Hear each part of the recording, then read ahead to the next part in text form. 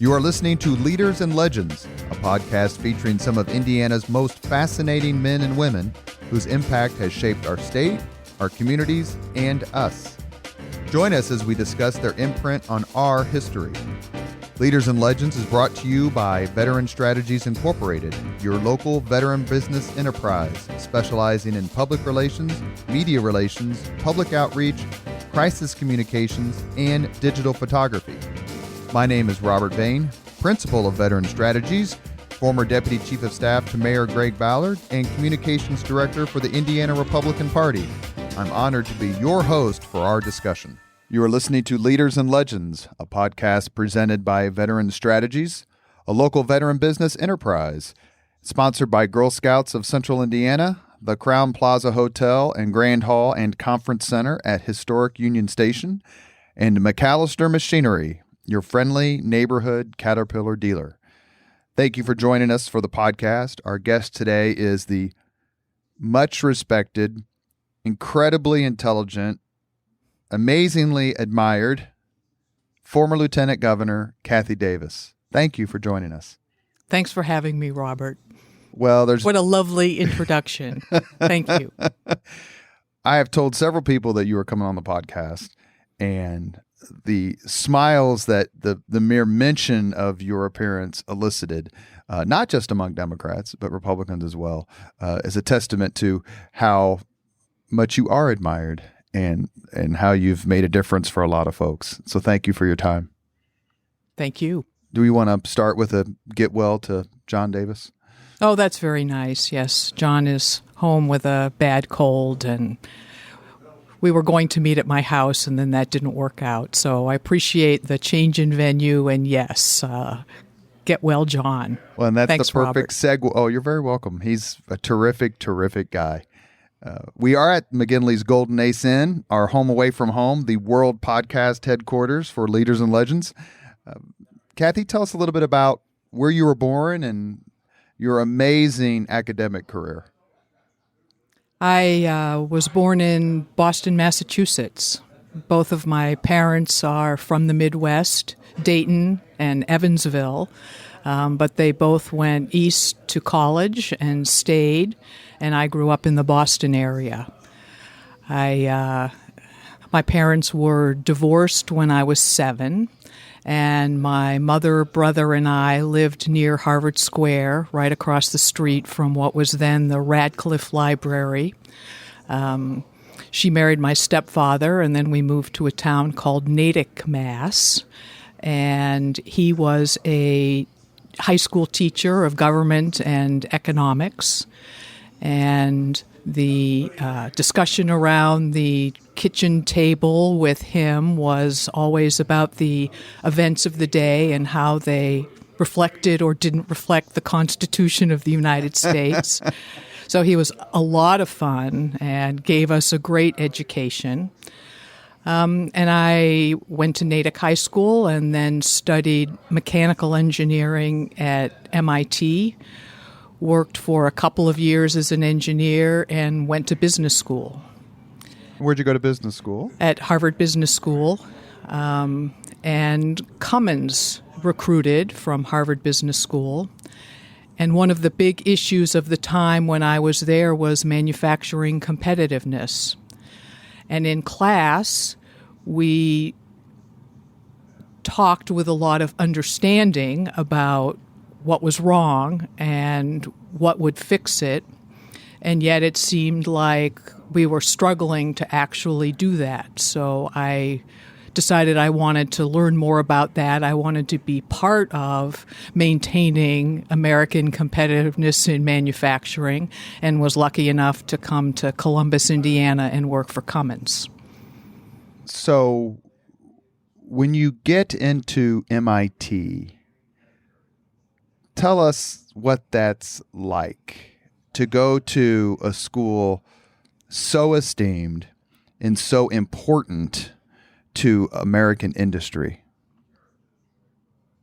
Well, it's a tremendous opportunity. I don't think at the time I nearly appreciated how lucky I was to be able to do that.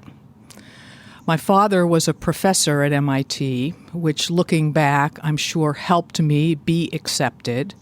It certainly also helped me think of MIT as probably a more comfortable place than other students did who came in knowing only the reputation and the admission process.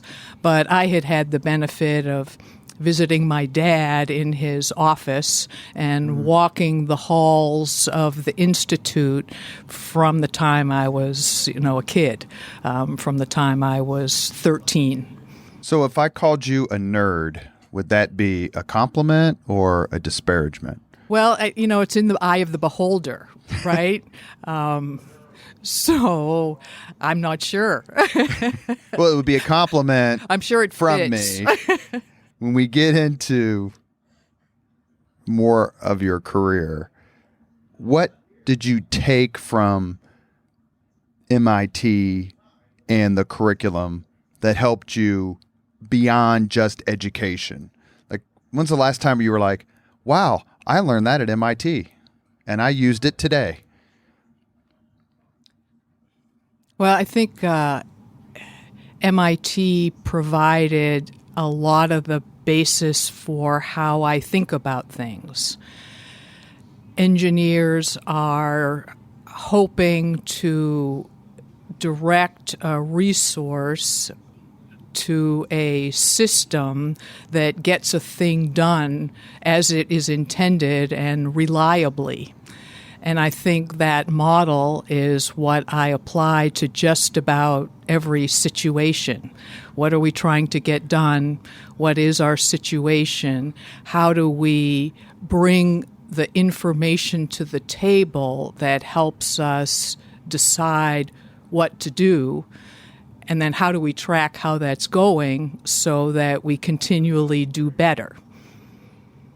I understood most of that. Is it just a badge of honor to get in?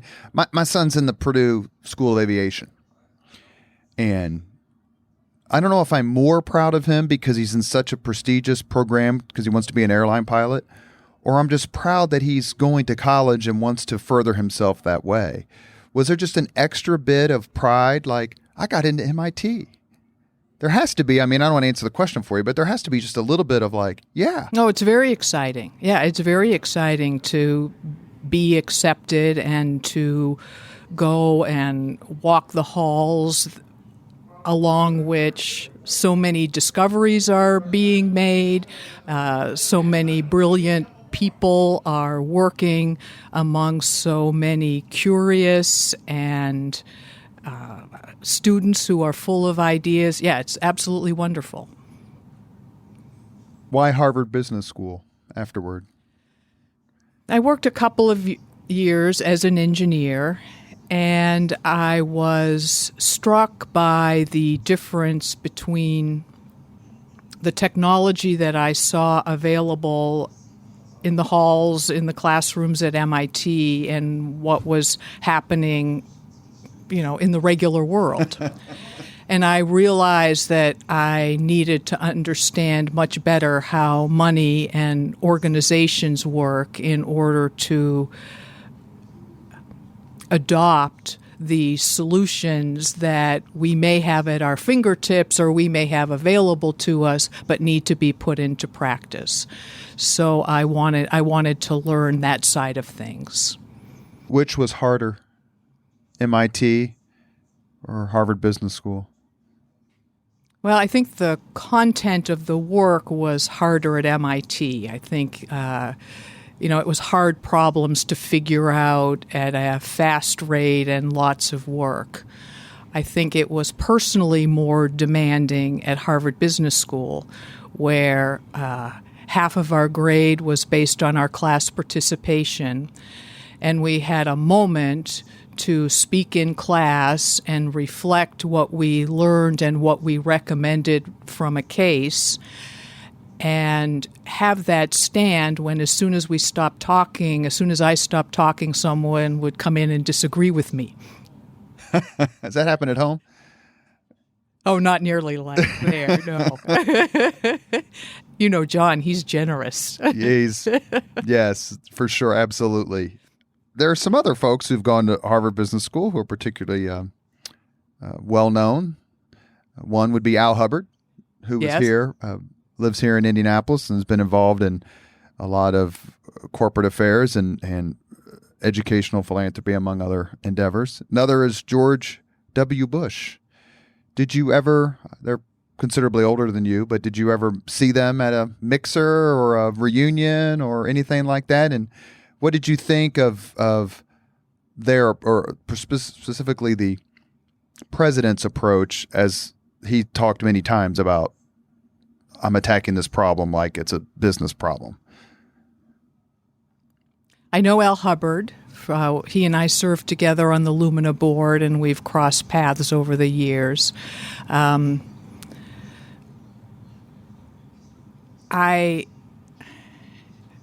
guess I agree with the approach of looking at a problem as a business problem, which I think means, again, trying to assess where we are against where we want to go and what we're going to do about that. Did it make a difference in your career going to Harvard, given that you dabbled a little bit in politics? In other words, is that something you couldn't have predicted for yourself coming out of your educational opportunities and experiences? Or is that something that had been in your DNA because of your experiences at home and talking about the issues of the day? I think I would not. I would not have predicted it, and I think especially after moving from my home state to Indiana, and not being sort of grounded and rooted in the same experiences as other folks here. So I think I ended up taking very naturally to the challenges of governing and feeling like the quality of good governing was extremely important to lots of aspects of people's lives, but more focused on that than politics per se. I never felt really grounded in Indiana politics. And were you a Democrat early on? Yes, always a Democrat. Always a Democrat. Never a hint of Reaganism or I was in Spiro Agnew or any of the other giants. I was in business school when Ronald Reagan was president, and while I say I've always been a Democrat, I think that is a strong value that this country be for everyone. And I don't think that is. I think that is a value also held by many Republicans. And sometimes I think it may be a question of just which values come first in our own mind. Is it that this system should be about everyone, or is it that this system should live within its means? And I think, like many political questions, it needs to be both. And that I try to focus on figuring out how do we do both. What's the right formula to make this work? We asked Bart Peterson in our podcast with him, kind of when he became a Democrat, and he grew up, kind of matured during the Vietnam War, Watergate era. Was there a defining moment for you that you say I'm a D and not an R, or is it just something that you just gradually said, I like these positions and these elected officials or ideals more than these others? So when I was in grade school, living near Harvard Square, that meant living near the Cambridge Common. And so at 12 years old, I had the benefit of the political conversation that went on in the Cambridge Common in 1968.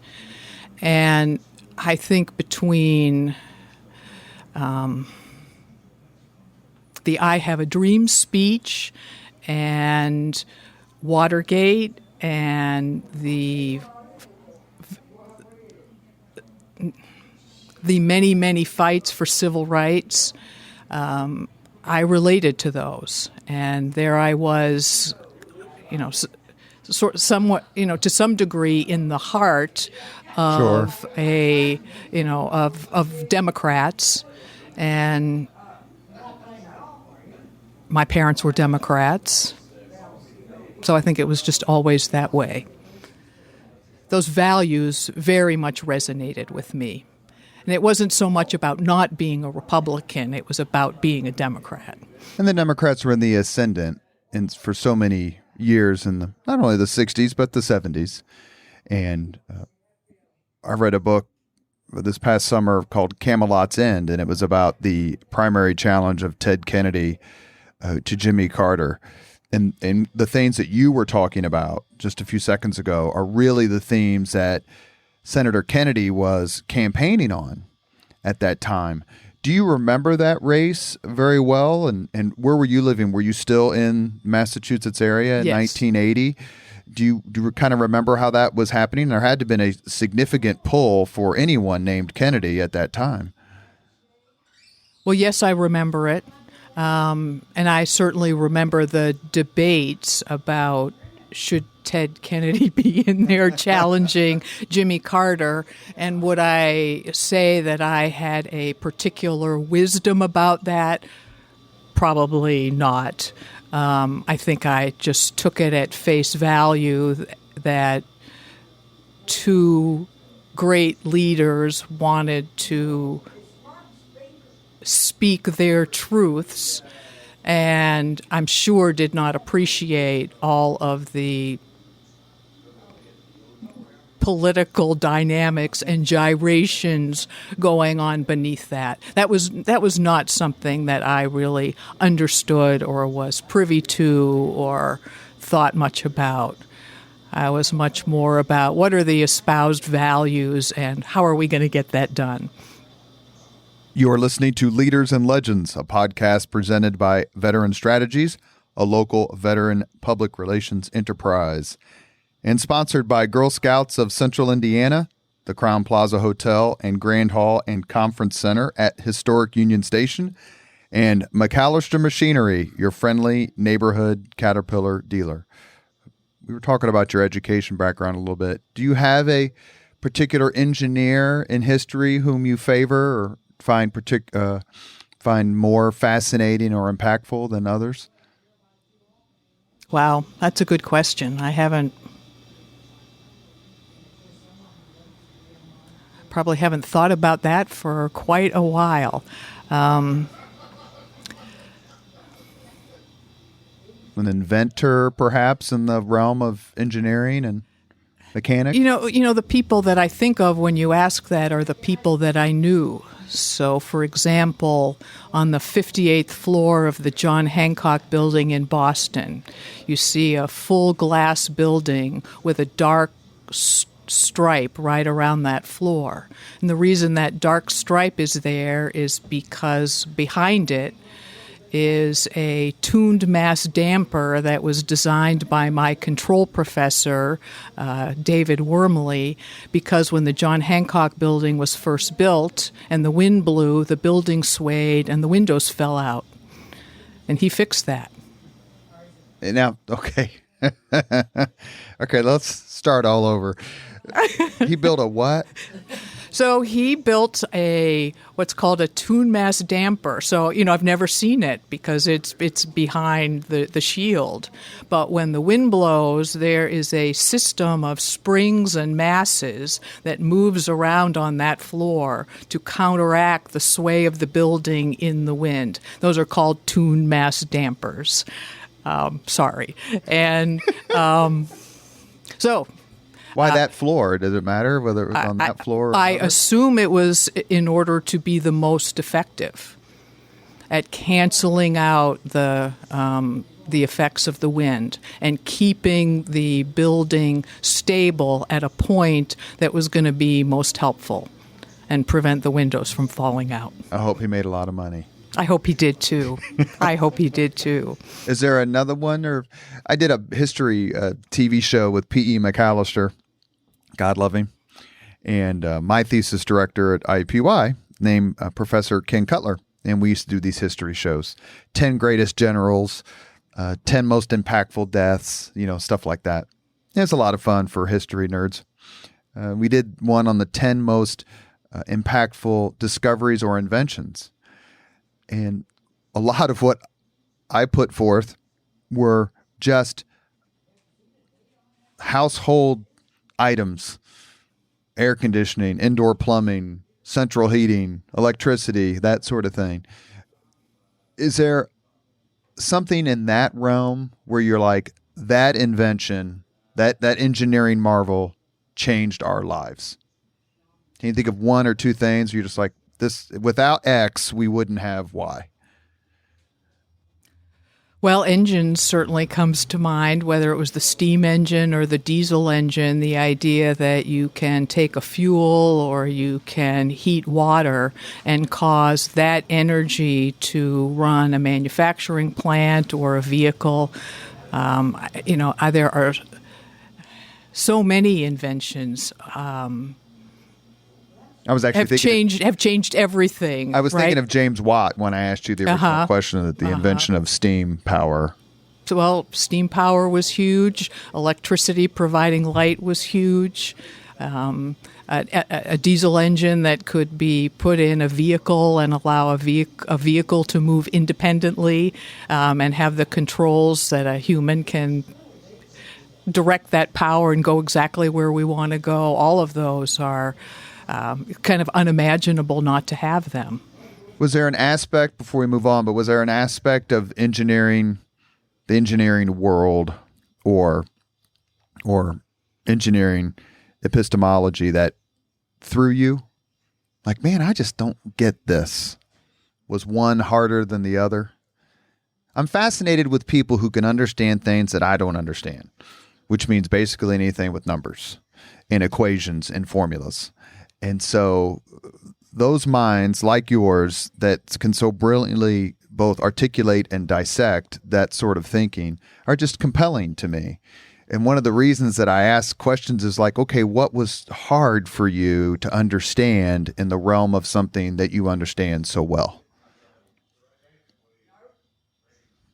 Well, I think the forces of electromagnetism, I think certain aspects of physics are a little hard to fathom. I think the theory of relativity is hard to fathom.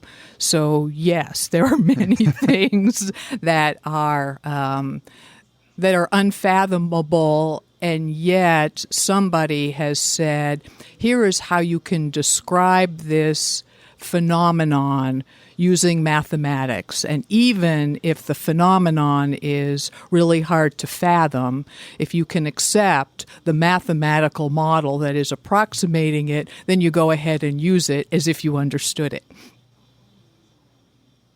That's as close as I'll get to understanding it. You came to Indiana, recruited by Cummins, one of the really, really terrific organizations, companies in this state, still to this day. Absolutely. With a great number of employees, some of whom I know, whether it's Laurel Judkins or Melina Kennedy or Blair West. There's several of them that are good people doing wonderful work. But you left. And why did you leave? I had several really great years at Cummins. The first 5 in the manufacturing plant, the next 2 in the Columbus office building. I had a colleague there, Christine Letts, who was recruited by Evan Bayh to be his first commissioner of transportation after he was elected governor. And he told Chris he wanted to bring business management techniques to government, and she gave me the chance to come along with her and be her deputy in the Department of Transportation doing highway development. And that sounded like a whole new thing and interesting to learn more about, and I just agreed to go do that. Was this part of his first term? He's elected in 1988, yes, or was it later? Yes, it was in his first term. She joined immediately, and I joined in May of 1989. Did you stay there? I stayed there 6 years. So, yes, I stayed there a long time. And went from highway development to overall transportation planning, and had a great opportunity to learn the state. I think I have been on every state road, which means every community within the state of Indiana, learning how a transportation project was seen by the community as something that would transform things for them. And it was great. So does this background make you more or less patient with the orange cones? Oh, more patient, right. So I see the value in the orange cones. I know that it'll pay off. It makes me less patient with the strips that are cut out of the center of the road, though, without any smoothness, between them, and wondering who got in there and was on the right of way and cut this strip in the road that's making us all jolt in our cars. Well, we're Hoosiers, so we're both very upset that the roads haven't been repaired and are equally upset that the roads are being repaired. I bet that goes for everybody, right? I think that may be true. Are you someone who thought that this government was just kind of be a dalliance and then you were going to go back to the private sector? And if so, it didn't really turn out that way. Yeah, I think that's what I expected on the front end, but the world of serving your fellow citizen. Evan Bayh used to talk about the privilege of making a contribution. And I'm not sure I appreciated that or understood it until it was over in, many years later in 2005. But, believing that our work is making a valuable difference for people is a great feeling. And yes, it really stuck with me. Did you left, you said, if I remember correctly, 95? Is that what? I left DOT in 95 to become the budget director. And in fact, it was while I was on maternity leave at the DOT that I got a call from Bart Peterson, who was then Evan Bayh's chief of staff. And while I was off, that switched over to Joe Hogsett as Evan Bayh's chief of staff to complete the deal. But I came back from maternity leave and from the Department of Transportation and into the job of state budget director. We need to do a deep dive and find out how many times Peterson and Hogsett have had the same job. There's at least two? I guess there's at least two, right.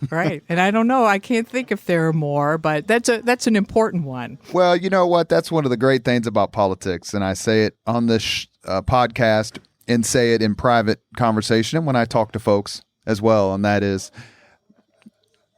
you meet, if you're willing to be open-minded and not psychotic, you meet the best people from your party and no party and the other party just by being cordial, knowing that you're not going to agree.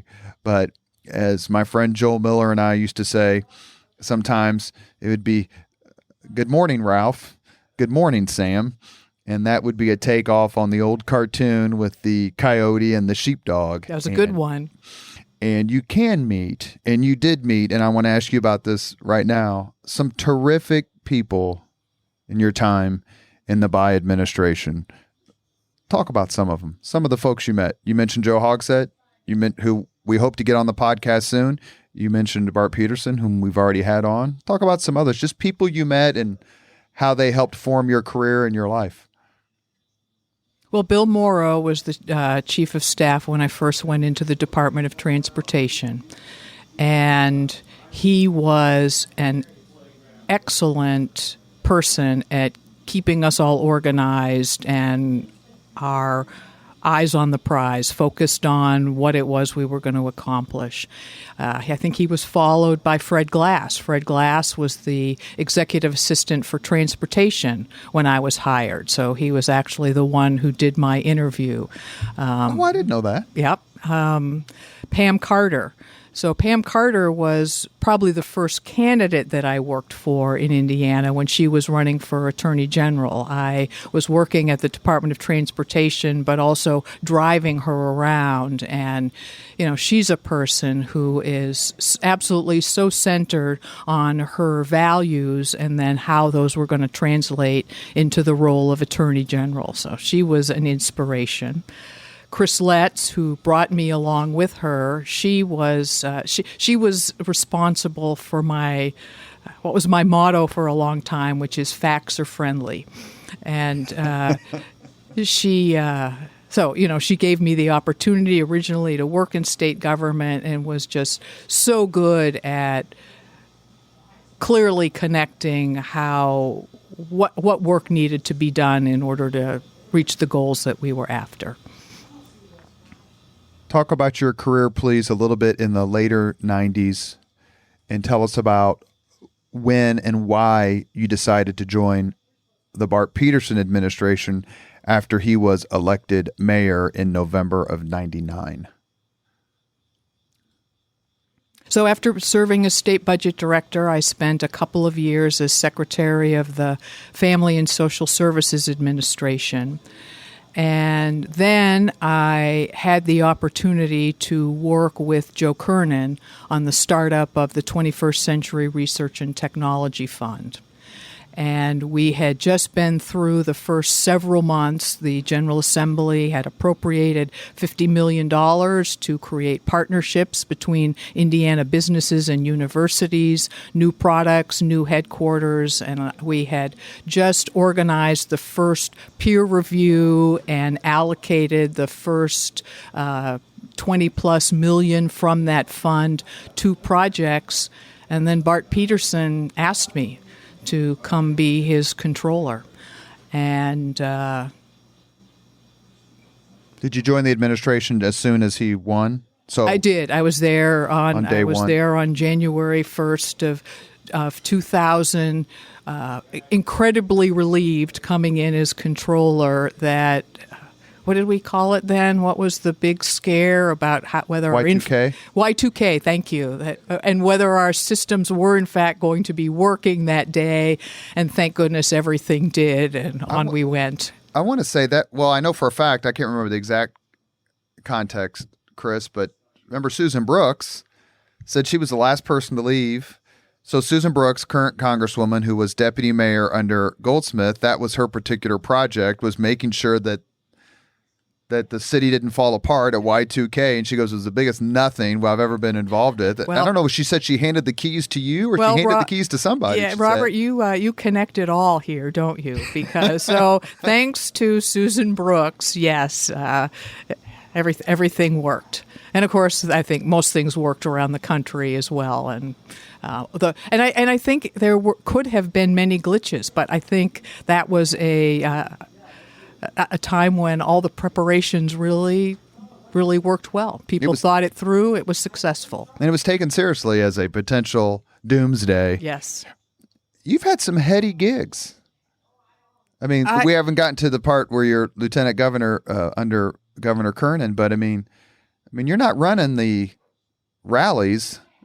You're running big agencies. What was it like FFSA is gigantic, and being in charge of the budget, that's a tremendous amount of responsibility. What was that like? What was it like to be in the budget agency and tell everybody no? Well, because that's what you do. Then in FSSA, I bet you have to tell people yes a lot because you want to be helpful. Well, FSSA was a real education. Yes, absolutely want to be helpful. FSSA serves 1 million Hoosiers. And when I started, we served 1 million Hoosiers through 235 different funding sources and sets of rules. So that's where, that's sort of where an engineer says, okay, we're trying to provide the same 7 or 8 fundamental supports to empower people, right? We need a place to live. We need something to eat. We need health services. They're different depending who we are, but the building blocks of life are the same for all of us. And to have that many rules from a distance to work with when you're trying to respond to an individual in a situation, So yes, it was a big organization. It was also an organization that really benefited from stepping back and rethinking how do we use these resources to serve people the best. Because a lot of the folks that FSSA serves are desperate as a state of mind, perhaps more than an economic condition, but I think it's relatively accurate. People come to you because, like, you're our last hope. Well, so in the FSSA is the Division of Mental Health. So people with the fewest resources that have mental health problems, people with developmental disabilities, and then, yes, people whose resources are low enough that they're getting financial assistance from the state, either through welfare, temporary assistance for needy families, or Medicaid. So yes, it's people who are the most vulnerable, either because their resources are so low or because they have a disability or mental health problem. You go to the mayor's office. Bart Peterson wins in November of '99. It's the first Democrat mayor of Indianapolis in 32 years. We've not only had Bart Peterson on the podcast, but by the time you listen to this one, we will have posted our podcast with Paul Okeson, who was Ballard's chief of staff, and Michael O'Connor, who was my chief of staff. It was your chief of staff. What was it like in those, and I'll say heady years, I think that's fair to say, years of the Peterson administration, that first term when there was so much going on and all these new people with a new set of priorities, even though Mayor Peterson talked a lot about how he and Goldsmith were not that far apart on stuff, and certainly Ballard and Peterson weren't that far apart, but it was a whole new era, and you were right there, just like you were very close, just 6 months, into the new era at the state with the first Democrat governor in 16 years. So obviously you're a good luck charm. Well, isn't it exciting to be part of a team that comes in and has a goal and needs a plan and needs to execute the plan when the paper wants an answer by tomorrow of what's going to happen? And it's it is a lot of pressure on a group of people, but I think it's the best team building one could possibly have. And, one thing about these great leaders that you've described is they know how to build a team around themselves to get the job done. So, and Peterson had a terrific staff. He had a terrific staff. Well, I think in general, the leaders have a terrific staff. I tell people all the time who are meeting Greg Ballard, and I've said this on the podcast, I'm meeting Greg Ballard for the first time, what should I say to him? And I always say the same thing. Compliment his staff as mayor, and you have him. I said he might even tear up on the spot.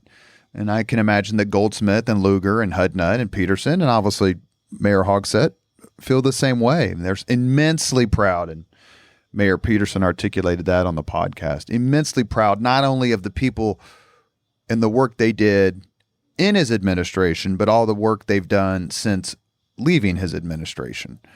Is that sort of teamwork atmosphere, everybody pulling the same direction to make to make the mayor look good?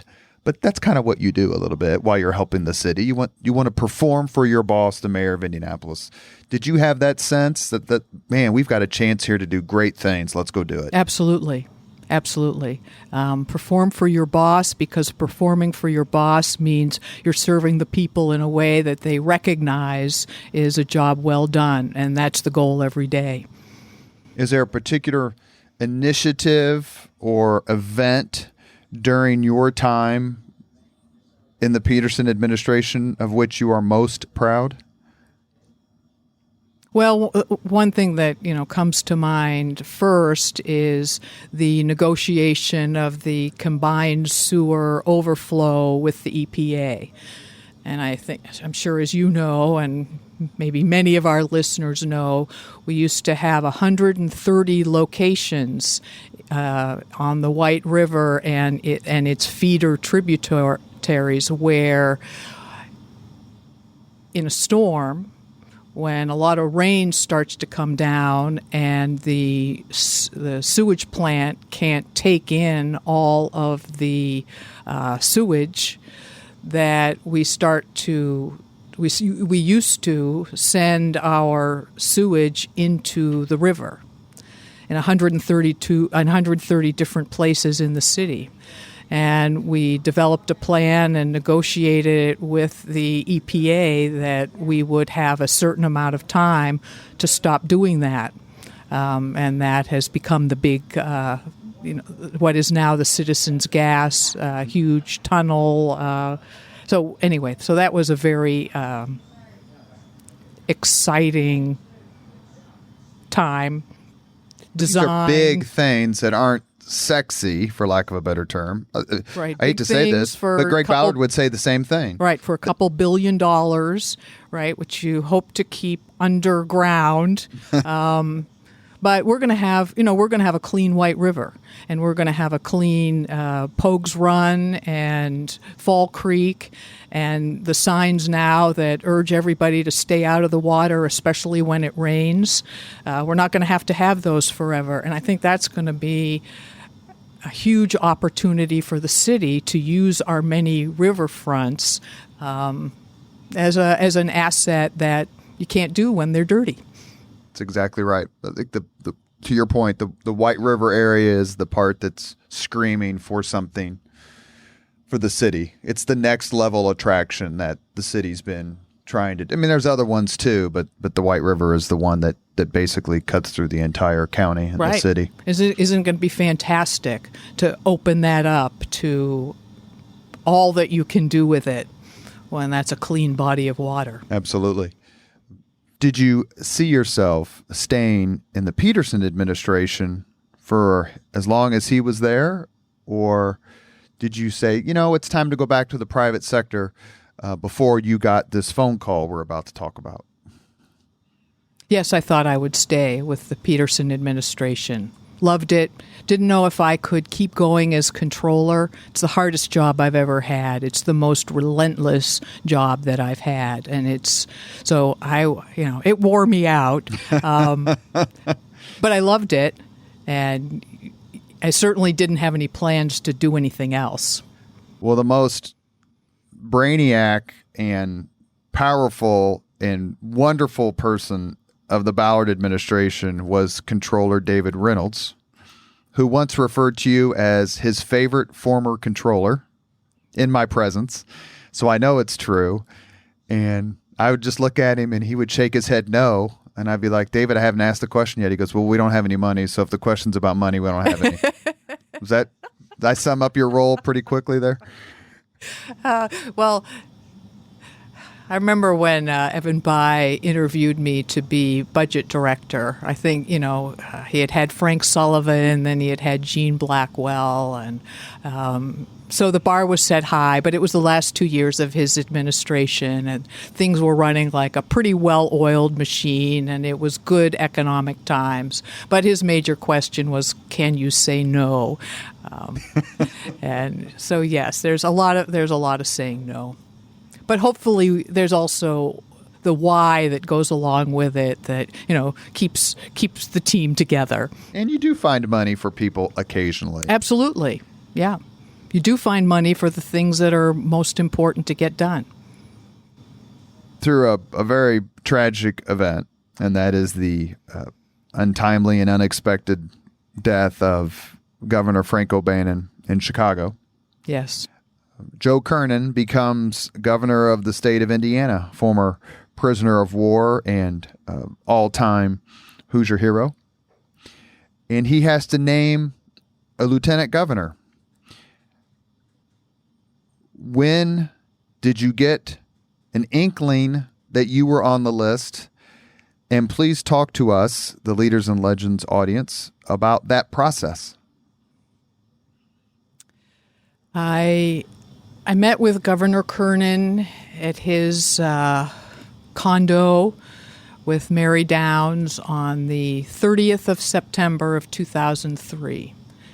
And as I mentioned, he and I had worked together briefly, but really well on the startup of the 21st Century Research and Technology Fund. As Lieutenant Governor, he was the chair of that board, so he was responsible for getting that process started. And Mike Gary recommended me to him, and he hired me as a contractor to do that, and we worked together really well. It was clear that he wanted top performance, but he was going to make sure we had a lot of fun getting there, and it was a great relationship, a great pairing. I loved working for him. So September 30th, we met to hear him tell it. He and Mary had an agreement that they wouldn't make a decision, that day. And yet we started talking, and he then said, well, why don't you join me as the lieutenant governor? And Mary tried not to, elbow him too hard. But and who is Mary? Mary Downs, Governor Kernan's chief of staff, and his good friend and counsel. So wait a second. So there was a tacit agreement not to make a decision that day. Yet Governor Kernan made a decision that day. He did. He made we made a decision in the moment. And what did you say? I said, well, no, to convince him to break the deal. Well, I didn't know there was the deal. I didn't know. You must have been one heck of an interview. Well, yeah. I could feel what he wanted to do. And I think he could feel that I would be a really good lieutenant in helping him with 15 months to go figure out how to carry forward what Frank O'Bannon had been doing and what he wanted to do, and help mobilize the organization in the short time, the state in the short period that we had to do everything that we could do. And that we were very like-minded on that, and we had the experience together of putting together an operation, albeit for a much, smaller operation for the 21st Century Research and Technology Fund. But you clearly knew state government. I mean, if you're the state budget director, nobody knows state government better than the state budget director. Yeah, I had done. You proved your loyalty. You'd been a loyal member of administrations. Yes. You clearly were a valued member of the Peterson administration. And I had been a controller, and, Joe Kernan had been, before he was mayor of South Bend, he was the controller in South Bend. So he had that perspective of the experience that I had had and how he thought I would apply that in the job. And he was not planning to run at that point, right? He had decided not to run. So he wasn't trying to find somebody who was going to help him politically. And in fact, I was politically extremely uncomplicated. And I think that was helpful too. And he had obviously decided that he wanted to choose a woman, and that it was time to have a woman lieutenant governor, and he had this opportunity to make that happen. Because there'd been at least, I know Ann Delaney was a lieutenant governor candidate, right? Who that ticket lost. It was 84, I think. And was there any hesitation on your part? No hesitation. Because, Lieutenant Governor, you're a little bit Lieutenant Governor, you're a little bit in the public eye. And to your point, Kernan, as Lieutenant Governor, had decided he wasn't going to run for governor. He becomes governor because of the tragedy. And then he doesn't decide he's actually going to run for a term in his own right, which would be the 2004 election, until a little bit later. Yeah, for several weeks, right. So who told your husband, John, and who told Bart Peterson, the mayor? Well, I told both of them. Coincidentally, Bart Peterson and I were having lunch and to talk about what we would do in the next term. And it was just a couple of days after I had spoken with Joe Kernan. So I told Mayor Peterson that Governor Kernan had asked if I would serve as lieutenant governor, but that we weren't ready to say anything for a while. I was going off to my brother's wedding, and there were a few other things that were happening. And so I told I told Bart Peterson, but none of us told anybody, I think, until the day of the announcement, which wasn't until the 20th of October. So that's a pretty big secret to keep. You may recall that there were lots of lists that came out of who Joe Kernan would be considering. I was never on a single list, not and one. And were you snickering? Not one. Well, were you like, no, come on now. I was holding my breath, sort of thankful partly that I was just showing to Governor Kernan that we could keep a secret. Yeah, that's important. So you were, or are, the first female lieutenant governor in the history of the state of Indiana. When the announcement, and I can vaguely remember the announcement, it seemed from a distance, like an absolute joy. Is that how it felt to you? It did. The folks from the city walked down Washington Street with me from the city-county building to the State House for the announcement. A big, huge group of us, including the mayor. So that was really great.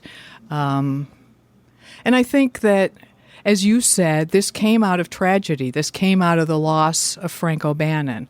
And as you've said, that, despite political differences, political leaders can be well loved. Frank O'Bannon was well loved, and I think that extended then to Joe Kernan, and I think that extended again to his selection of me. And certainly, I had known people in the General Assembly from my work in state government, and I think I was seen as an honest broker who did everything I can to get the job done the way I was being asked to do it.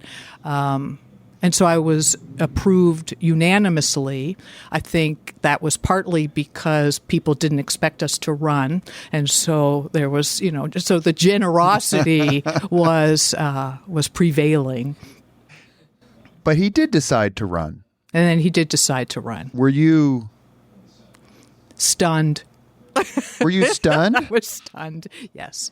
Because you didn't see yourself in the role as a campaigning political ticket member. Yeah, yes, that's correct. Did you ever consider saying, you should find somebody else? No, not when he said that he wanted to run and he wanted me to run with him.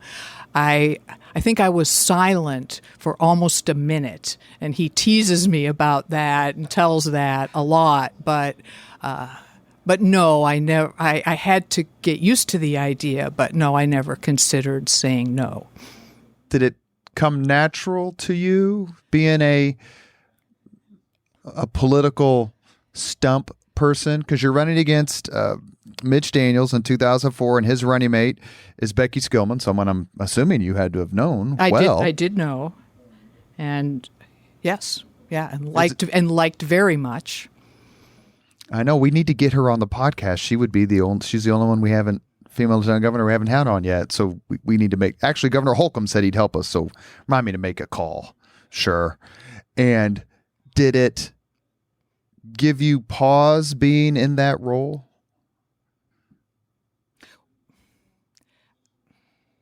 Because there are things you have to say and do as a candidate that you don't have to say and do if you're not a candidate.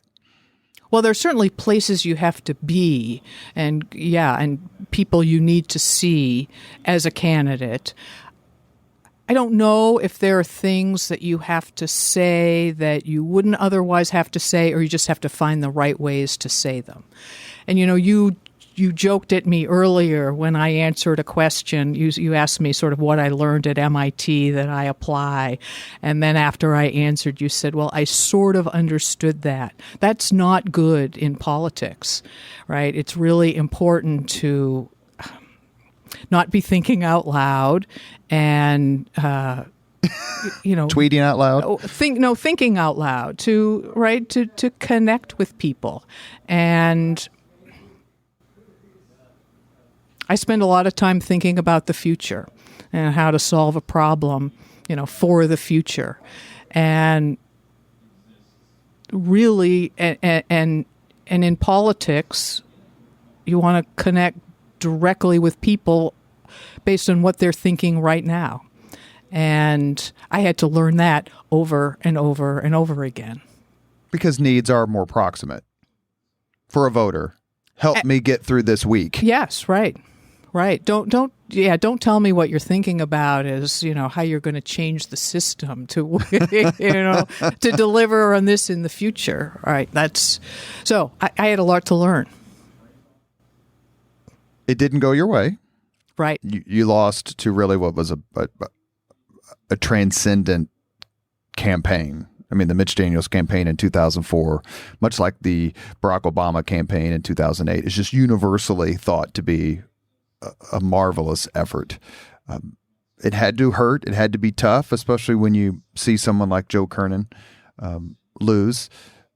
Did it affect you in any way other than just the temporal and tactical connection to the date and the loss?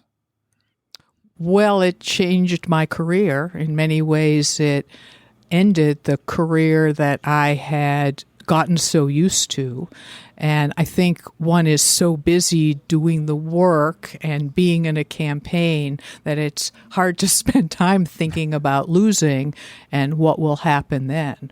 So I would say, yes, it was definitely an upending experience. Were you able to stay? Have you stayed in pretty good contact with the governor over the years? Yes. And in fact, the first job that I took after we left office was in South Bend. And I basically commuted from Indianapolis to work for Global Access Point, the owner of which bought the South Bend Union Station and pulled all the fiber cable that was running along the railroad lines into that building and made it a high-speed data hub and created a high-speed fiber network in Indiana. And I had been interested in learning more about IT infrastructure, and that opportunity came up, and it allowed me to continue to see the Kernans and to get to know Maggie better so that, I could be a real friend of the family. So yes, we are very good friends. Before we get to the 5 questions, we end every podcast with the same 5 questions. What, as an entrepreneur, which is what you that's your, I think, an apt way to describe what you do and your career. When you look back as an entrepreneur to your time in government, do you wish you knew then that you know now? Like, entrepreneurs really need help or really need understanding in these areas, and government just doesn't give it to them, and I wish I knew that then. The way in which I am an entrepreneur is in information systems that are designed directly to help government. So I don't think so much about what government ought to do to help entrepreneurs. I think about what can entrepreneurs do to help government optimize its delivery and effectiveness.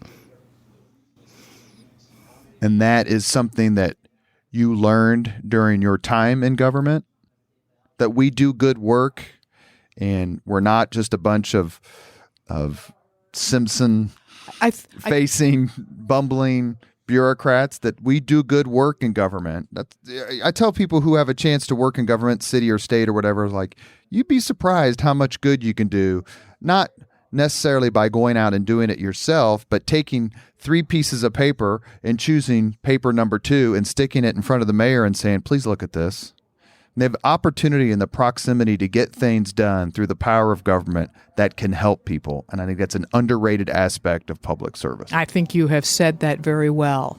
I also think that there is an alignment among a community between government and the not-for-profit community and business that would be very, very helpful in making the changes that we're after faster.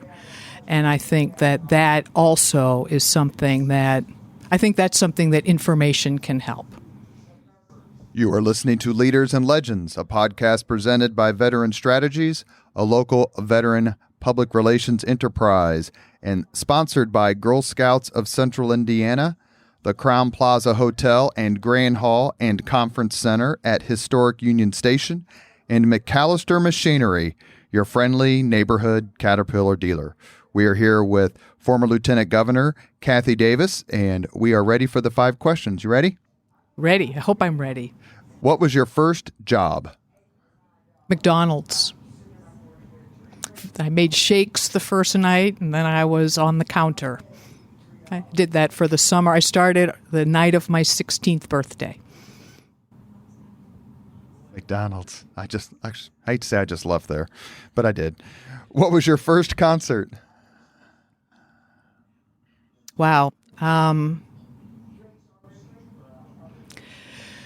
It was either Segovia, the classical guitarist at the Boston Symphony, or Deep Purple at the Boston Common, or Aerosmith. I would say those all happened very close to the same time. Aerosmith was a Boston band, so we saw them a lot. Deep Purple, played on the Common. Segovia maybe opened for Deep Purple? No. Not that I know of. If you could recommend any book for someone to read, which book would you recommend? Well, a few come to mind. I think I'll go today with Evicted. I think it is such a telling story about the value of stability and in people's lives, and what we do when we destabilize families. If you could witness any event in history, be there as it happens, which event would you choose? I think the I Have a Dream speech by Martin Luther King. That's been after the march in Washington. So the march and the speech. It's been a couple, 2 or 3 folks have said that for sure. Last question. If you could have dinner with anyone living today, 2 hours off the record, whom would you choose? Might choose Pete Buttigieg. That was Bart Peterson's. Love to, hear the update from Pete as he's spent this time on the campaign trail that he has. Do you know him a little bit? I do know him, yes. So who knows? You're on the list? I doubt I'll be able to, but I suppose it's not outside the realm of possibility. Well, if he's a smart man, and he appears to be a smart man, he will have you on that list and have you as a close advisor. We are very lucky and very honored to have the first female lieutenant governor, Kathy Davis, on the podcast today.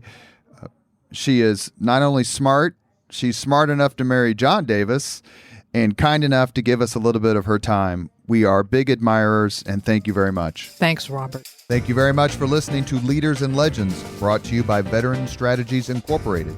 If you want to contact us about this program or our menu of public relations services, please send us an email at robert@veteranstrategies.com. That's robert@veteranstrategies.com.